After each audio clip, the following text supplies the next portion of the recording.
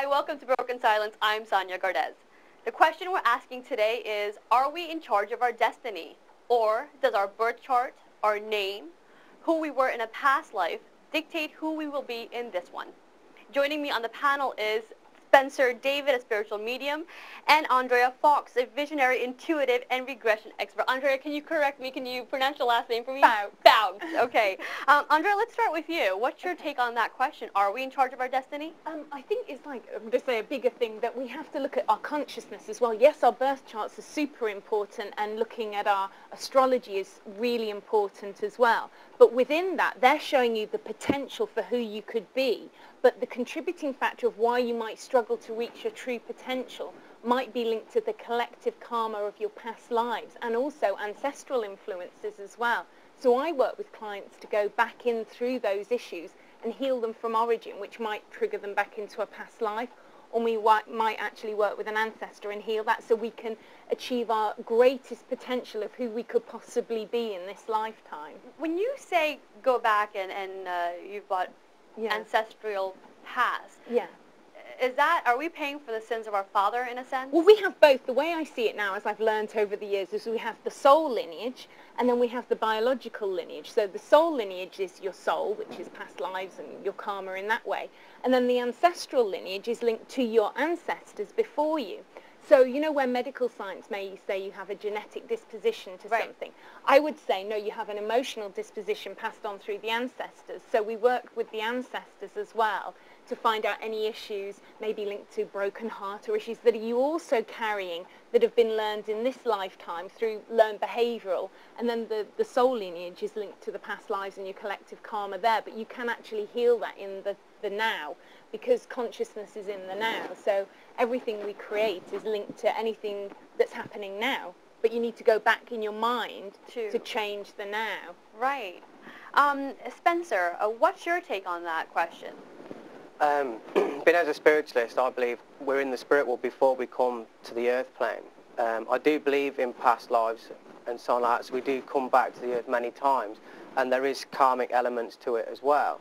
But my opinion as well is that when we're in the spirit world, we write a contract about the physical life we're going to go into, and that's down to like family, lessons we have to learn, maybe profession, and all types of things. And when we come to the earth, as we make decisions and go through our life, we learn lessons through what we do every day, people we meet, and so on. There's things in your contract that you write before you come to the earth. They're concrete, so you can't adapt or change that. But then there are things that are written in pencil, so you can edit that through the way you live your life anyway, through thoughts you make. Well, if we have a contract, I mean, if you're of the opinion that you have a contract that you make before you are born, then where does free will come into it? If things are just predestined, what control do we have over where our life is going to go? Well, you've come here to learn, grow, and evolve, so you've got this basic outline of what you came to be here. Say, for example, you came here, and the thing you came here to do was learn to speak up publicly. You know, well, you may be born into this lifetime with a reality where you don't speak your truth, so you've got to learn to overcome that obstacle to sort of fulfill your karmic destiny of who you were to be here. But there's lots of things get in the way of that. So to reach our highest potential, you know, we're creating negative things all the time by the choices we create in our mind, by limiting beliefs about ourselves, you know. And things happen in this lifetime that make us not as confident as we possibly should be. And then we start to believe these negative beliefs about ourselves, but they're not true. We can overcome these beliefs. We can create whatever reality we want to create for ourselves. But yes, how the stars were aligned when you're born will have a huge influence on how easy or difficult that is. And your soul path is unique to you. So everybody's at a different level in their soul growth. Right, okay. So how would we explain through spirituality and talking about past lives, if somebody finds themselves in a relationship that is possibly abusive, or they are addicted to drugs, should we just then sit back and say, well, it's No, you can heal this. Something that's happened to you in your past life, it's your karma, and this is your lesson to learn. So then should we allow that person to suffer that? No, you'd probably see, because I work with energy centers like things called chakras, so they'd probably find there's an imbalance of an area here called the solar plexus. But does that not, I mean, if you find yourself in a situation like that, does that not have anything to do with your past life? The way I see it, and it's not my opinion, this is the opinion of regressing thousands and thousands of people, when I see people who keep getting into repeated situations of abusive situation, more than likely they've either had a past life where they've been abused, so they've incarnated in this lifetime to overcome it. But what you take with you from the past life is, the story is almost irrelevant. It's your thoughts and feelings at the point when your soul leaves your body is what you actually take with you. So if when you died in that past life, you've taken the negativity from that lifetime with you and you haven't healed that life in the abusive thing, right, you've come in this lifetime to stop the abuse.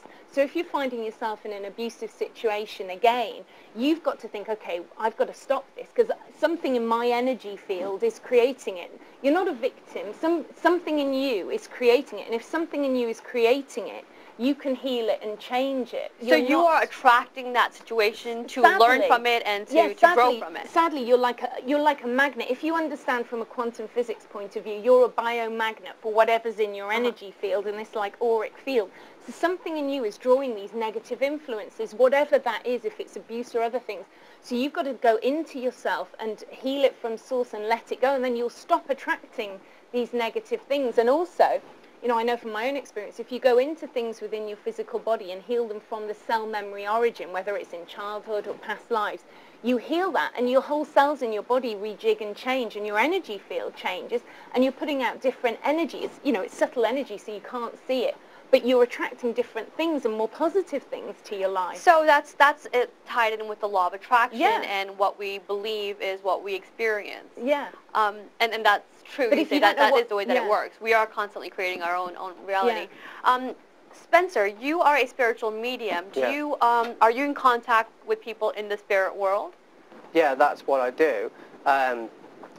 When we pass from the physical plane, we go to the spiritual realm, and it's their spirit that make the contact back with me, and through that they give evidence of life after life. What do they say about where they are right now? What do they say about that plane? Well, it's very an individual experience. They all have many different opinions, and again that's down to progression of how they were on the earth and through how they've lived previous lives.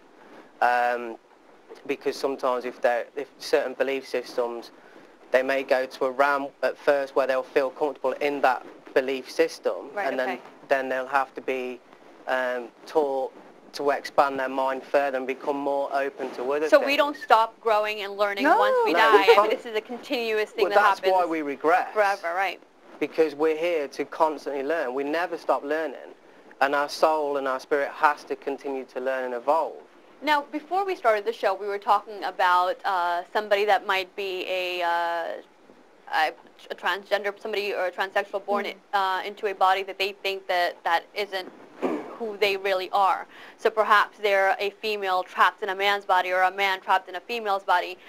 So now they, according to spirituality and what we're discussing in this context, have they then was it a mistake? Were they really born in the wrong body, or was that a lesson for them to learn? I think